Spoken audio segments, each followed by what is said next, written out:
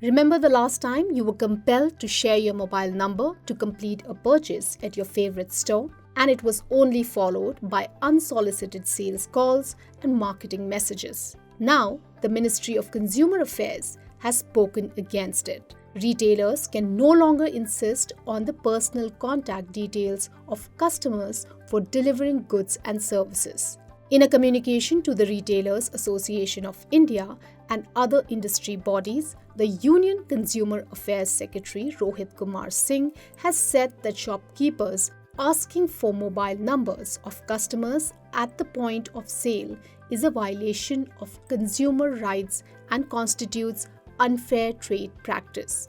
He has urged the industry bodies to take necessary actions to resolve this issue in the best interest of consumers. The advisory comes at a time when the country is witnessing rising cases of scams related to WhatsApp calls, telemarketing, and spam text messages. Businesses often use customer data like phone numbers, age, and location for promotional purposes and targeted advertisement. Misuse of these data compromises one's privacy and can be intrusive. It aims to ensure that retail businesses treat customers fairly and respect their privacy. The advisory refers to unfair trade practice within the Consumer Protection Act 2019 that covers sharing of personal information. Any practice that results in disclosing personal information to any other person without consent, unless mandated by the law, is deemed to be an unfair trade practice, says Stella Joseph, partner at Economic Law Practice. The Information Technology Rules 2011 also has certain stipulations regarding collection of personal data. However, it captures only sensitive personal data which doesn't cover mobile numbers or email IDs. But which authority is responsible for monitoring the situation? Here's what Stella Joseph of Economic Law Practice has to say.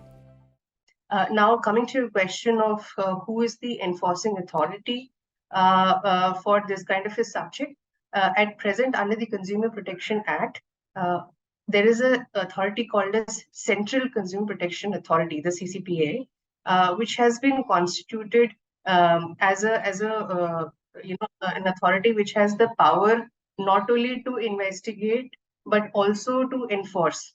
So, hypothetically, the CCPA can, by way of a complaint which is filed to CCPA, as well as even suo motu, take up action in relation to any instance where there is a violation of unfair trade practice.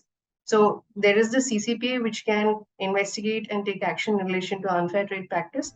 Across the world, the UK government in April 2023 introduced a legislation to ban the products and services that engage in cold calls and spam messages. In the European Union, the General Data Protection Regulation, or GDPR, observes that individuals effectively own their personal information and thus have the legal right to control it.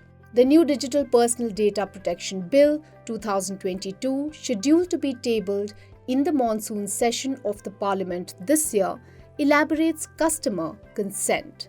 It says if the data principal has given consent in an affirmative manner for a specified purpose, it can be used to carry out those functions only. But this consent cannot be insisted upon, and the service cannot be denied if in case the individual refuses to share the personal information. Also, if an individual later decides to withdraw the consent for using his or her personal information, the business must comply and withdraw the information from all the third parties involved.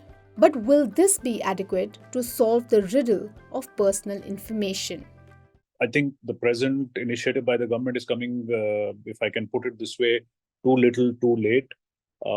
And it leaves a huge gap in the form of the fact that the data that's already available is not effectively regulated, and it's only an